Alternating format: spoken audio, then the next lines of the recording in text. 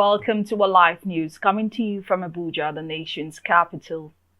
I'm Blessing Ogwo. The news headlines. President Tinubu hosts Denmark's Queen, seeks stronger ties on livestock, education. FCCPC to arraign multi-choice chairman, others.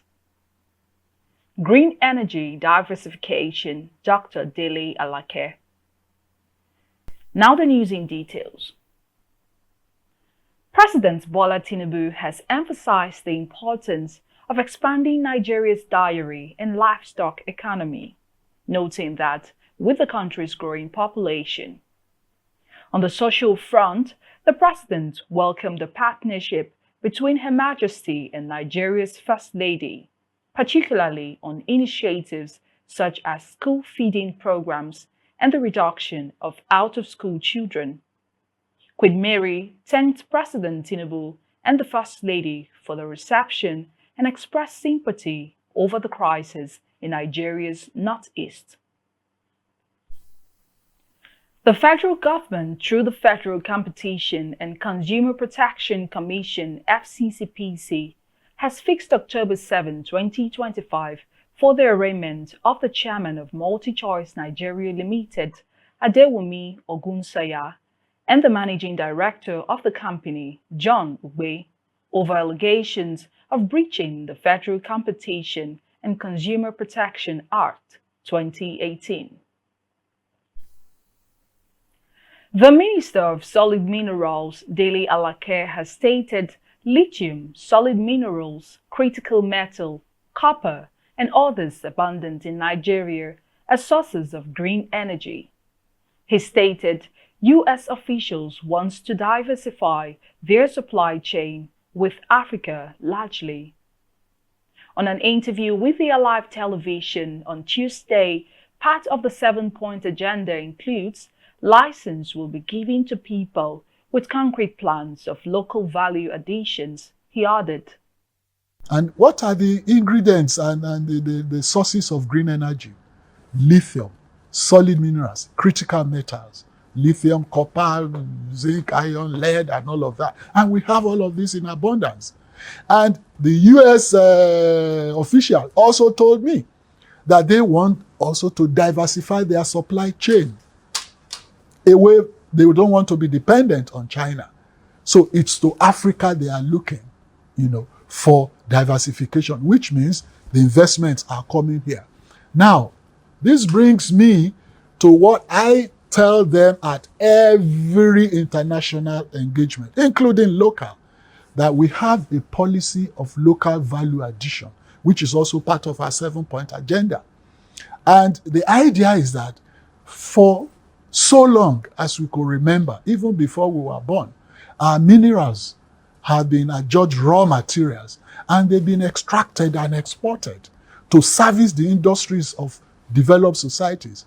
And so, under the President Tinubu's Renewed Hope agenda, we say no more. Now, we do not approve licenses from applicants who do not show us concrete plans of local value addition, which means you must process locally. The Inspector General of Police, Kayode Egbetokun, has announced the arrest of 28 persons suspected to be masterminds of the killings in Yelwarte, Benue State. Addressing a news conference in Abuja on Tuesday, the IGP said the police were on the heels of other suspects who participated in the Yelwarte killings that led to the death of 47 persons. He assured Nigerians that the police are not overwhelmed as they are mopping up light and small weapons illegally acquired by some persons. Egbetokun added that the police is also intensifying its border patrols in order to curtail the influx of irregular migrants into the country. The IGP added that the arrested suspects will be arraigned in court soon, including the 22 suspects who were arrested in Jos over the gruesome murder of 9 persons traveling to Guampen for a wedding. The Chief of Defense Staff (CDS) General Christopher Musa has raised concerns over the failure to conduct a national census, warning that the absence of accurate population data is undermining the country's security and global credibility. Speaking during an advocacy visit by the chairman of the Senate Committee on Army, Abdulaziz Yar'Adua, and members of the civil society group Yaga Africa. The CDS stated that we don't know who the real Nigerians are.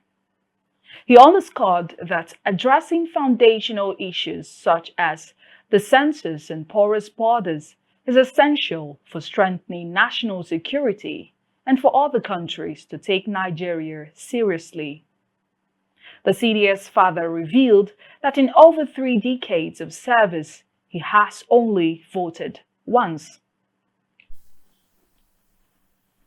The governor of Enugu State, Peter Mbah, has appointed Super Eagles and Udinese of Italy goalkeeper Maduka Okoye as an ambassador of the southeastern state. Okoye, who hails from Enugu State, is currently spending time at home after a long season with his Italian club, which he helped finish 12th in Serie A. Afrobeat sensation Ayra Starr has stepped into the world of acting as she joins the cast of Children of Blood and Bone, a highly anticipated adaptation of Tomi Adeyemi's best-selling fantasy novel.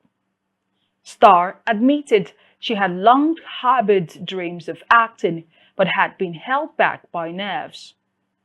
"I've always been shy when it comes to acting, but this is the first time in my life that I've been on camera and I'm not singing," she said.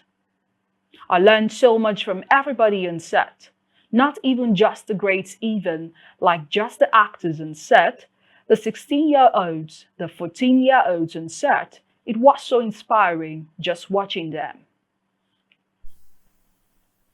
The Athletics Federation of Nigeria (AFN) has stated that the reports alleging that Olympic sprinter Favour Ofili has switched her allegiance to Turkey are disheartening. It, however, emphasized that she remains a beacon of hope in the country's athletics. Just like every other sports-loving person in Nigeria, on the continent and beyond that, he and his newly elected board read and heard her desire to change nationality from the media. A statement signed by the president of AFN, Chief Tonobok Okowa, read, "If this is true, it is sad, disheartening and painful, but we have yet to get any official statement from her or any correspondence from World Athletics WA on her request. She is a promising athlete with huge potential," it added. Ofili had reportedly switched allegiance to Turkey less than 3 months before the 2025 World Athletics Championships in Tokyo. The report of the switch was made public by Jamaica-based journalist Keyon Rayner on his X handle late Saturday. And on the foreign scene, a federal judge has sided with the AI company Anthropic in its practice of training a chatbot on copyrighted boxes with or books permission from the authors. In a decision with the potential to set legal precedent, District Court Judge William Asup ruled on Monday that Anthropic's training of its artificial intelligence creation Claude with millions of pirated books was allowed under a fair use doctrine in a law called the copyright. Use of the books at issue to train Claude and its precursors was exceedingly transformative and was a fair use, Asup wrote in his decision. A fragile ceasefire in the Iran-Israel war appeared to be holding on Tuesday, after 12 days of strikes that saw Israel and the United States pummel the Islamic Republic's nuclear sites. US President Donald Trump, who had first declared the ceasefire on Tuesday, told Israel not to stop or drop those bombs on Iran. In Israel, no warning sirens sounded after 0745 GMT, while in Iran, the military reported the last strikes at around 0530 GMT. For more news, follow us on all social media platforms and live television. We've come to the end of the news. Thank you for listening. This is Alive News. My name is Blessing Ogwo.